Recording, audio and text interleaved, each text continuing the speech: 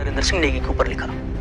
मैं सबसे पहले ये कहना चाहूंगा कि ये गाना एक ऐसे सिंगर के खिलाफ है जिसने आज तक जो है किसी का भला नहीं चाहा। जब म्यूजिक इंडस्ट्री कैसेट से सीडी और डीवीडी की तरफ जा रही थी, तब एक 20 साल का युवा सिंगर अपने पिता से 10,000 रुपये मांगता है और अपनी एल्बम लॉन्च करता है। शुरू की 2-3 एल्बम में उन्हें ऐसी कामयाबी हासिल नहीं होती, लेकिन फिर उनकी एक एल्बम मालूम जबरदस्त हिट होती है और उसके बाद वो कलाकार पीछे मुड़ करके नहीं दिखता। 2000 के शुरुआती सालों में गजेंद्र राणा अपनी एल्बम लॉन्च करते हैं और अगले 10 साल तक गजेंद्र राणा लगातार कामयाबी के घोड़े पर सवार होते हैं। लेकिन जिस बदलती टेक्नोलॉजी के दम पर गजेंद्र राणा रॉक स्टार बनते हैं, आखिरकार वही टेक्नोलॉजी के साइड इफेक्ट उनको भी महसूस होने लगे थे और कुछ समय बाद ऐसा होने वाला था जो आने वाले वक्त में बहुत बड़ा भूचाल लाने वाला था। गजेंद्र राणा की पहचान नई पीढ़ी के सिंगर के तौर पर थी। मालूमती तेरा डोला सजीगे, बबली तेरू मोबाइल, फुरकी बान, रुकमा बॉबवाल और कई गीतों से गजेंद्र राणा ने अपनी ये पहचान बनाई थी। 2008 में उनकी एक एल्बम आती है छोरी झकास। एल्बम ठीक ठाक चलती है, लेकिन इससे गजेंद्र राणा को एक हिट फॉर्मूला मिलता है कुछ अलग टाइटल रखने का।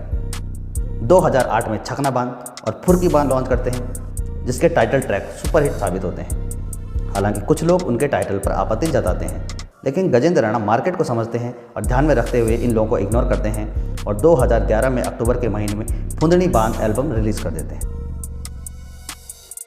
अब तक टेक्नोलॉजी का बदलाव होने लगा था और सोशल मीडिया पैठ बनाने लगा था। लोग मुखर होकर के अपनी बात लिखने लगे थे। विरोधी लोग गजेंद्र राणा के खिलाफ अपशब्द लिखते हैं। उनके टाइटल को अश्लील और गीतों को फूहड़ कहा जाने लगा है। सोशल मीडिया का उदय अप्रत्याशित है।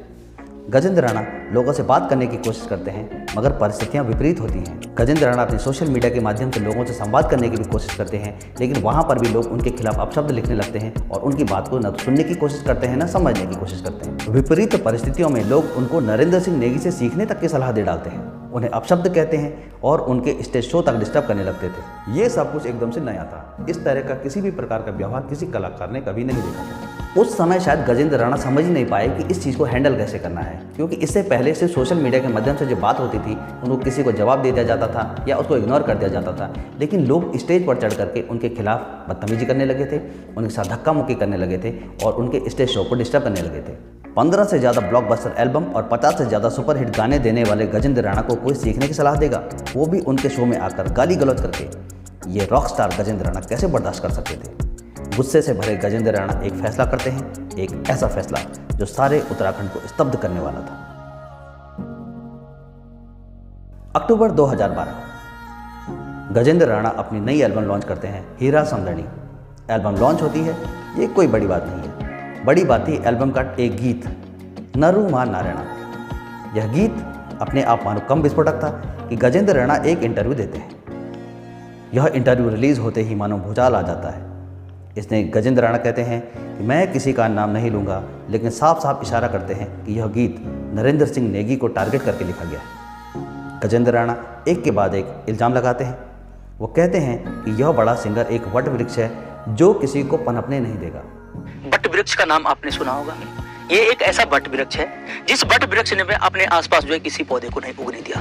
वो आरोप लगाते हैं कि ये बड़ा सिंगर यानी नरेंद्र सिंह नेगी राजनेताओं से और लोगों से पैसे ले लेकर के गीत गाता है। नौछमी नारायण के बारे में वो कहते हैं कि ये कांग्रेस पार्टी और नारायण दत्त तिवारी को डिफेम करने के लिए लिखा गया गीत है। यहाँ तक कि वो अपने स्टेज शो में होने वाले डिस्टर्बेंस को नरेंद्र सिंह नेगी का नाम लेकर के जोड़ देते हैं और कहते हैं कि ये नरेंद्र सिंह नेगी के इशारे पर ही किया जा रहा है।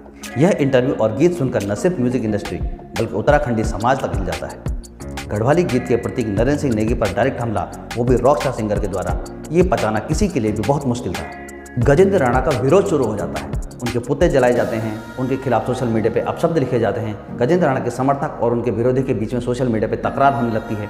गजेंद्र राणा के खिलाफ गीत रचे जाते हैं और गजेंद्र राणा के खिलाफ एक ऐसा पूरा माहौल बन जाता है जो गजेंद्र राणा ने शायद सोचा नहीं था एक क्रिया की प्रतिक्रिया इतनी बड़ी होगी। ये शायद उनके लिए भी समझ पाना बहुत डिफिकल्ट हो गया था। नरेंद्र सिंह नेगी शुरुआत में इस विवाद से बचते हैं, लेकिन वो भी कहते हैं कि कहीं ना कहीं यह गीत एक साजिश के तहत कराया गया है।